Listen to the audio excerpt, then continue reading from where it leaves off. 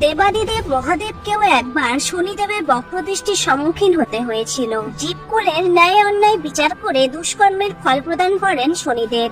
শনিদেব একবার কৈলাসে এসে মহাদেবকে বলেন, প্রভু, আগামীকাল আমি আপনার রাশিতে প্রবেশ করে 2.5 প্রহর পর্যন্ত আপনাকে পীড়া দেব। এই বলে শনিদেব সেখান থেকে প্রস্থান করেন। এরপর নারদ মুনি কৈলাসে এসে মহাদেবকে বলেন, প্রভু, আপনি কৈলাস ত্যাগ করে অন্যত্র চলে যান, যেন শনিদেব আগামীকাল আপনাকে খুঁজে না পান। সেই মতো মহাদেব পরদিন শনিদেবের আসার আগেই মর্তে একটি জঙ্গলে হাতিরূপে অবস্থান করেন। এলাকাবাসীরা হঠাৎ বিশালাকার হাতি দেখে সেখান থেকে হাতিটিকে মেরে তাড়িয়ে দেয়। জঙ্গলে ঘুরতে ঘুরতে হাতিরূপী মহাদেবের পিপাসা পেলে তিনি পার্শ্ববর্তী এক জলাশয়ে যান, কিন্তু জলাশয়ে এক কুমির থাকায় জলপান না করেই তৃষ্ণার্ত মহাদেব অন্যত্র চলে যান এবং শ্রান্ত শরীরে সেখানেই শুয়ে পড়েন।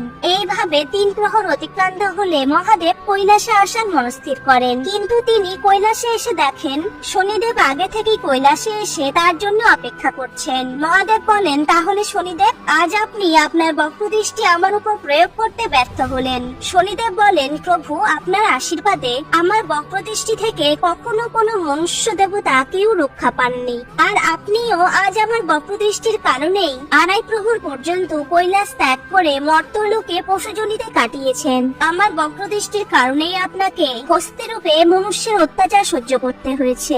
যখন ক্লান্ত হয়ে এদিক ওদিক ঘুরছিলেন, তখন পিপাসার জল পেয়েও একটা সামান্য কুমিরের জন্য আপনাকে দীর্ঘ সময় তৃষ্ণার্ত থাকতে হয়েছে। প্রভু, আমাকে ক্ষমা করবেন, আমি শুধু আমার দায়িত্ব পালন করেছি। মহাদেব শনিদেবের কর্মের প্রতি নিষ্ঠা দেখে প্রসন্ন হন এবং তাকে আশীর্বাদ করেন।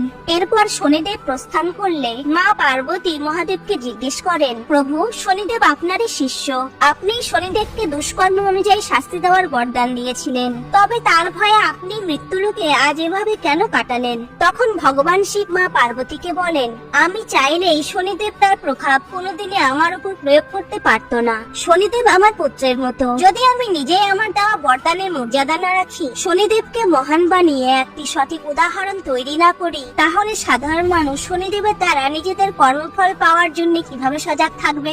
আর কর্মফল দাতাকে পূজনীয় কেন কেউ মানবে?